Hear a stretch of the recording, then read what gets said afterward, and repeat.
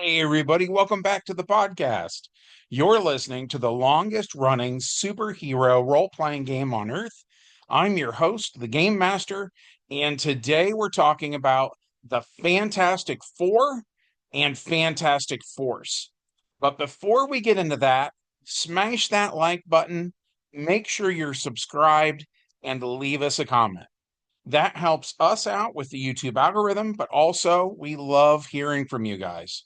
We've got a fantastic community here, and that's thanks to you. So thank you so much for being here.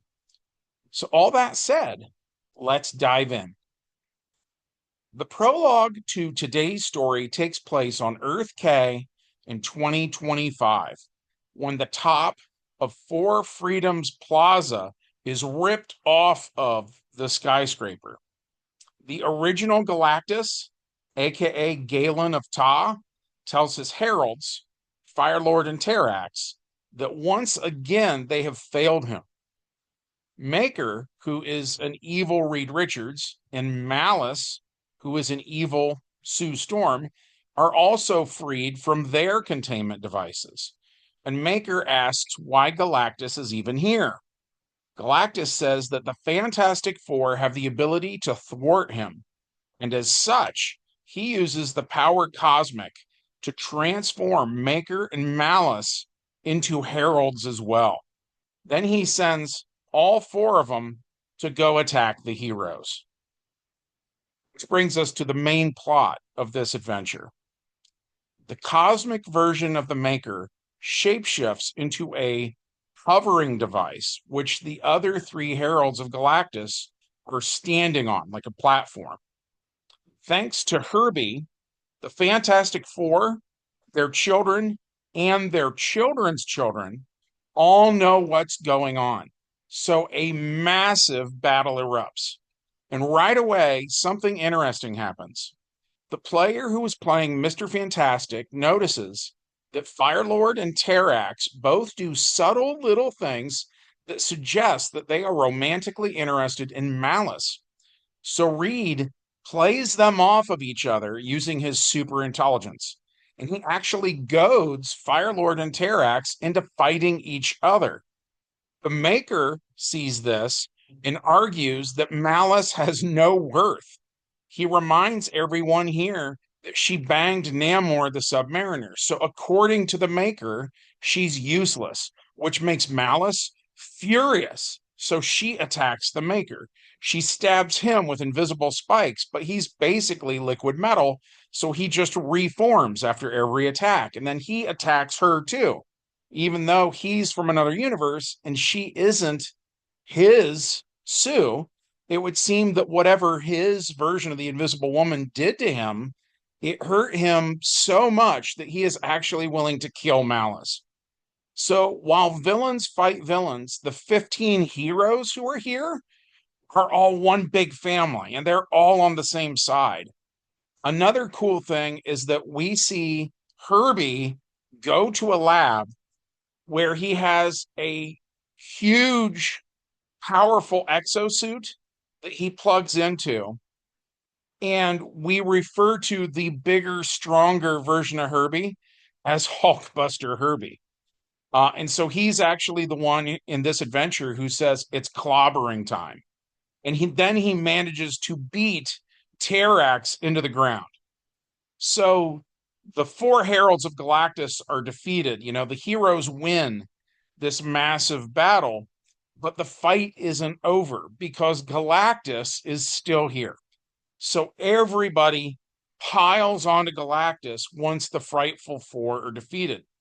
Unfortunately, though, in the Marvel Superheroes role-playing game by TSR, Galactus has these massive stats.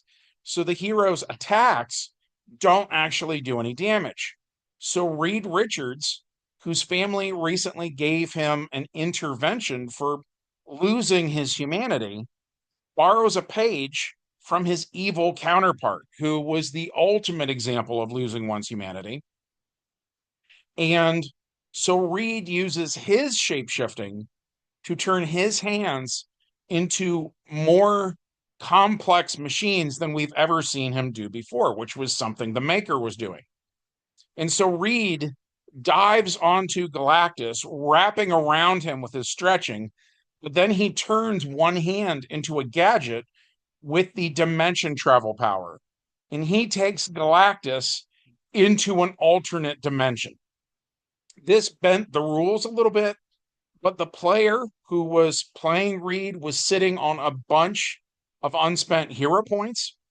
Also, interestingly enough, while I have now seen the Fantastic Four movie, and elements of that movie are here in our adventure, we actually ran this adventure before the movie was released. So it's a bizarre coincidence. It's not quite how things happened in the movie. Uh, so I don't think I need to mention spoilers or anything, but it is interesting, right? The parallels are interesting. At any rate, um, that brings us to the epilogue. So the roof of Four Freedoms Plaza is repaired by H.E.R.B.I.E, who now commands several lesser H.E.R.B.I.E drones. And Ben Grimm holds heavy stuff in place while Johnny Storm welds steel beams, so on and so forth.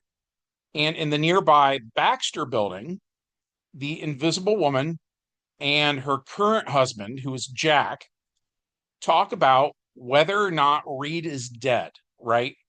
That Reed had died once before and he came back in a spiritual body that had the invulnerability power. So Sue and Jack talk about whether or not these heroes that have returned from the dead can actually die again, right? Or are they sort of like immune to death? And Jack says that he actually hopes that Reed is not dead because Jack would hate for Reed's kids and grandkids to miss him. And Sue says that Reed, the Reed of Earth K, was so unemotional that she's not even sure if the kids would miss him or not. And this actually sets up where we're going next, but I can't talk about that too much without ruining things. So for now, I'm just going to shut up. So anyways, that was it. That was this adventure. We enjoyed this one. We hope you did too. If so, as always, we would love it if you took a moment of your time to smash the like button, make sure you're subscribed, and leave us a comment.